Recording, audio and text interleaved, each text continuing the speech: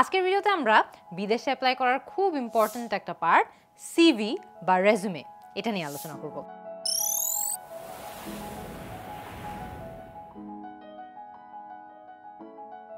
So একদম ফার্স্টে CV ডকুমেন্টটা কি জিনিস? সিভি হলো এমন একটি ডকুমেন্ট যার মাধ্যমে আমরা আমাদের একাডেমিক এবং প্রফেশনাল হিস্ট্রিকে ডকুমেন্ট করে থাকি বা ডিটেইল আউট করে থাকি। সাধারণত সিভি কিন্তু রেজুমে থেকে একটু লম্বাই হয়। রেজুমে আরও কনসাইজ একটা ডকুমেন্ট যেখানে আমরা শুধুমাত্র আমাদের যেই কি কোয়ালিফিকেশন, মেইন যে কোয়ালিফিকেশনসগুলো আছে, মেইন যে এডুকেশনাল বা প্রফেশনাল এক্সপিরিয়েন্সেসগুলো আছে সেগুলো তুলে ধরার চেষ্টা করি। রেজুমে সাধারণত আমরা বিজনেস ওয়ার্ল্ডে আমাদের বিভিন্ন জব অ্যাপ্লিকেশনের জন্য ইউজ করে থাকি। আজকের ভিডিওতে আরেকটা টার্মের সাথে আপনাদের একটু পরিচিত করিয়ে দেই, সেটা হচ্ছে ইউরোপাস সিভি। ইউরোপাস সিভি একটা স্ট্যান্ডার্ডাইজড সিভির ফরম্যাট যেটা ইউরোপে খুব ওয়াইডলি রেকগনাইজড। এর মাধ্যমেও আপনি আপনার কোয়ালিফিকেশনস এবং স্কিলস প্রেজেন্ট করতে পারেন। সো একদম ফার্স্টে কমন যেই প্রশ্নটা অধিকাংশ স্টুডেন্টদের মাথায় থাকে, সিভি এবং রেজুমের মধ্যে মেইন পার্থক্যগুলো কি কি? সিভি এবং রেজুমের মধ্যে প্রথম যেই মেইন পার্থক্যটা আছে সেটা হচ্ছে তাদের দুইজনের লেন্থ। সিভি সাধারণত রেজুমের থেকে লম্বা হয়, বেশ কয়েকটা পেজ জুড়েই আপনি আপনার সিভি লিখতে পারবেন, কোনো স্ট্রিক্ট লিমিট দেয়া নেই, যে কারণে আপনি অ্যাকচুয়ালি আপনার একাডেমিক এবং প্রফেশনাল যে হিস্ট্রি আছে, যে ডিটেলসগুলো আছে সেগুলো বেশ কম্প্রিহেন্সিভলি, বেশ ডিটেলসে আপনি ব্যাখ্যা করতে পারবেন। রেজুমে আরেকটু কনসাইজ হয়, সাধারণত দেখা যায় 1 থেকে 2 পেজের মধ্যে আমরা আমাদের রেজুমে লিখে থাকি। এগুলো খুব সাকসিংক্ট হয়, খুব ছোট হয়, কনসাইজ হয়, যেখানে শুধুমাত্র আবারও বলে দেই কি যেই ফ্যাক্টরগুলো আছে সেগুলোই আমরা তুলে ধরি। সিভি যেহেতু রেজুমে থেকে লম্বাই, সিভিতে কিন্তু আমরা অনেক ডিটেলসে আমাদের educational qualification, professional qualification, research experiences, অনেক ইনফরমেশন, এক্সট্রা কারিকুলার অ্যাক্টিভিটিস এগুলো কিন্তু তুলে ধরতে পারি। অন্যদিকে রেজুমেতে কিন্তু আমরা কি যেই কোয়ালিফিকেশনসগুলো আছে সেগুলোর শুধুমাত্র একটা স্ন্যাপশট, অর্থাৎ একটা কনসাইজ ভার্জন প্রেজেন্ট করার চেষ্টা করি আমাদের কি কোয়ালিফিকেশনসের, আমাদের প্রফেশনাল এক্সপিরিয়েন্সেসের। এই যে ডেপথটা আছে, এই ডেপথটা এই কারণে, এই যে লেন্থটা যে তার একটু ছোট, এর কারণে আমরা কিন্তু শুধুমাত্র সবচেয়ে বেশি রেলেভেন্ট যে ইনফরমেশনগুলো, সবচেয়ে বেশি ইম্প্যাক্টফুল যেই ডিটেলগুলো সেগুলোই তুলে ধরি। তাই আমাদের কিন্তু রেজুমেটা অনেকটা কনসাইজ হয়, সিভিটা কিন্তু দেখা যায় সেই ক্ষেত্রে আরেকটু বেশি ডিটেলড হয়। সিভি সাধারণত একাডেমিক এবং রিসার্চ ফিল্ডে বেশি ব্যবহার করা হয়।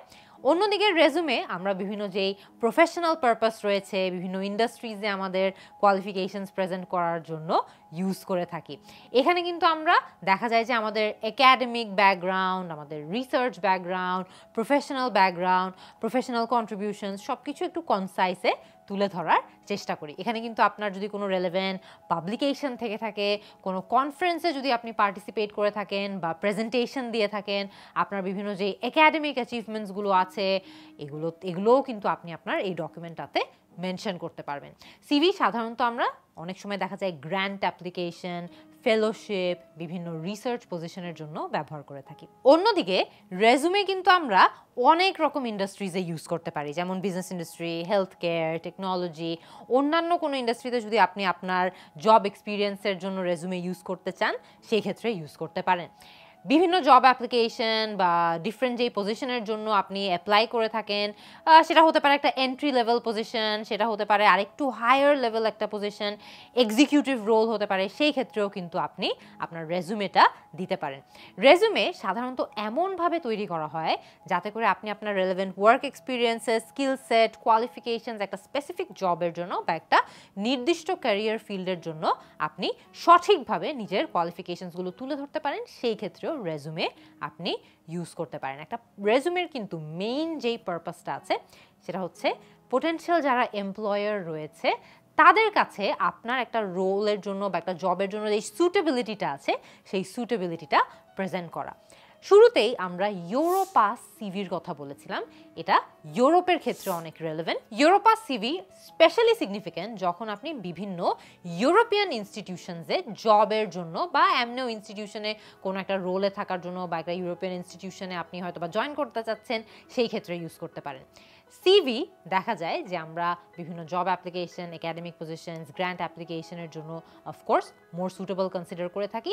ইউরোপাস সিভি দেখা যায় যে ঠিক সিভির মতোই, কিন্তু ইউরোপিয়ান কনটেক্সটে এটা একটু ডিফারেন্ট হয়ে থাকে, বা ইউরোপিয়ান যেই জবসগুলো রয়েছে, ইনস্টিটিউশনসগুলো রয়েছে, সেখানে অ্যাপ্লাই করার জন্য আমরা ইউজ করে থাকি। এখানে বিভিন্ন পার্সোনাল ইনফরমেশন থাকে, ওয়ার্ক এক্সপিরিয়েন্স থাকে, রিসার্চ, পাবলিকেশনস, মাঝে মধ্যে একটা ফটোও থাকে।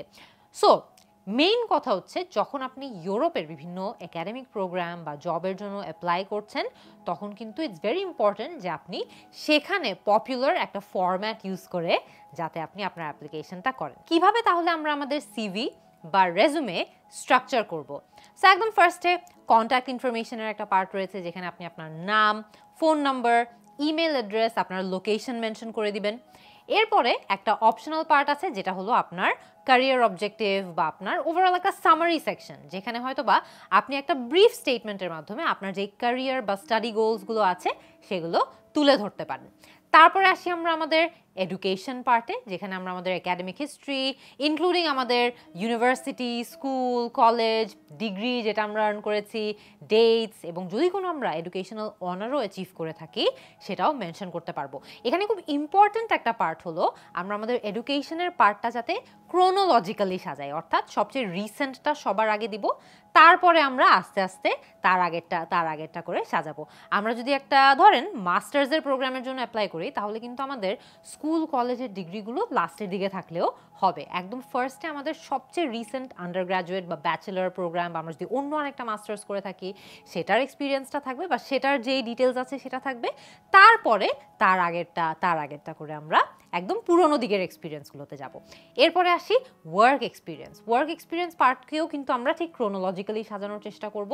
এখানে আমরা আমাদের প্রফেশনাল হিস্ট্রি ইনক্লুডিং আমরা কি জব টাইটেলে ছিলাম, আমাদের এমপ্লয়ার কে ছিল, কত তারিখ থেকে কত তারিখ ছিলাম, কি রেসপন্সিবিলিটিস কি ছিল, মেইন রেসপন্সিবিলিটিসগুলো, সেখানে যদি আমাদের কোনো স্পেশাল অ্যাচিভমেন্ট থেকে থাকে সেটার কথাও বলবো। এবং এই পার্টটাকেও কিন্তু আমরা মোস্ট রিসেন্ট ফার্স্ট দিব, তারপরে তার আগেরটা, এভাবে করে ক্রোনোলজিক্যালি সাজাবো। তারপরে আসি আমাদের যদি কোনো স্পেশাল স্কিলস থেকে থাকে, ধরেন আপনার কোনো একটা এডিশনাল ল্যাঙ্গুয়েজ জানা আছে, বিভিন্ন কোনো টেকনিক্যাল স্কিলস আপনার হয়তো বা জানা আছে, সার্টিফিকেশন আছে সেই বিষয়ের উপর, সেগুলো আমরা আমাদের স্কিলসের পার্টটাতে হাইলাইট করব। তারপরে চলে আসে আমাদের যদি স্পেশাল কোনো অ্যাচিভমেন্ট বা অ্যাওয়ার্ডস পেয়ে থাকি আমরা, সেগুলোও আমরা একটা সেকশনে হাইলাইট করতে পারি। নোটেবল কোনো অ্যাচিভমেন্ট যদি থেকে থাকে, কোনো রেকগনিশন যদি থেকে থাকে, কোনো সার্টিফিকেশন যদি থেকে থাকে, সেটার কথা আমরা এখানে বলতে পারি। স্পেশাল যদি কোনো প্রজেক্ট আপনার আন্ডারে আপনি যদি রান করে থাকেন সেটার কথাও আপনি বলতে পারেন, বা কোনো প্রজেক্টের পার্ট যদি আপনি থেকে থাকেন সেটার কথাও বলতে পারেন। স্পেশালি যদি সেই প্রজেক্টটা আপনার ফিল্ড অফ স্টাডির সাথে খুব রিলেটেড হয়ে থাকে বা রেলেভেন্ট হয়ে থাকে, সেটা তো ডেফিনেটলি আপনি মেনশন করবেন। একদম লাস্টের দিকে গিয়ে আপনার যে রেফারেন্সেস আছে সেগুলো মেনশন করে দিবেন। আপনার যদি রেফারেন্সেস একদম ভালো হয়, আপনার রেফারেন্সেসগুলো যদি আপনার ফিল্ডের সাথে রেলেভেন্ট মানুষজন হয়, অর্থাৎ এটা যদি একটা একাডেমিক সিভি হয়ে থাকে, তাহলে আপনার প্রফেসরসদের থেকে আপনি আপনার রেকমেন্ডেশনগুলো নেবেন, রেফারেন্সেসগুলো নেবেন। এটা যদি একটা প্রফেশনাল সিভি হয়ে থাকে, তাহলে আপনার প্রফেশনাল রেফারি মেনশন করতে পারলে খুব ভালো হয়। আপনি চাইলে কিন্তু কম্বাইন করেও রেফারি দিতে পারেন, যে একাডেমিক এবং প্রফেশনাল দুটোই। সবচেয়ে ইম্পর্টেন্ট হলো আপনার সিভি এবং রেজুমে আপনি যাদের কাছে পাঠাচ্ছেন তাদের প্রেফারেন্স অনুযায়ী আমরা যাতে সেটাকে মডিফাই করা লাগলে মডিফাই করে ফেলি। এনশিওর করতে হবে যে আপনি যদি এটা অ্যাডমিশনসের প্রসেসের জন্য ইউজ করে থাকেন, তাহলে অ্যাডমিশনের কমিটি মেম্বার্স যারা আছে, কোনো যদি স্কলারশিপের গ্র্যান্ট ইভ্যালুয়েটর যারা আছে, ওদের এক্সপেকটেশন ওয়াইজ আপনি যাতে আপনার সিভি বা রেজুমেকে মডিফাই করে নেন। অফকোর্স যেই জায়গায় অ্যাপ্লাই করছেন সেই জায়গায় যদি কোনো কালচারাল প্রেফারেন্সেস থেকে থাকে, স্পেসিফিক কোনো রিকোয়ারমেন্ট থেকে থাকে, সেটা নিয়েও অ্যাওয়্যার থাকবেন। আপনি আপনার ডকুমেন্টকে কিন্তু মডিফাই করে নেবেন যাতে করে লোকাল কনভেনশনসের সাথে সেটা অনেক বেশি অ্যালাইন করে এবং আপনার অ্যাপ্লিকেশনটা আরও বেশি সাকসেসফুল হয়। মনে রাখবেন আপনার ফরম্যাট যেটাই হোক না কেন, সিভির ভিতরে যে ইনফরমেশনটা আছে সেটাই কিন্তু সবচেয়ে বেশি ইম্পর্টেন্ট। এবং আমরা কিন্তু সিভির ভিতরে যে ইনফরমেশনগুলো দেই সেটার প্রিপারেশন কিন্তু শুরু হয়ে যায় আরও অনেক বছর আগে থেকে।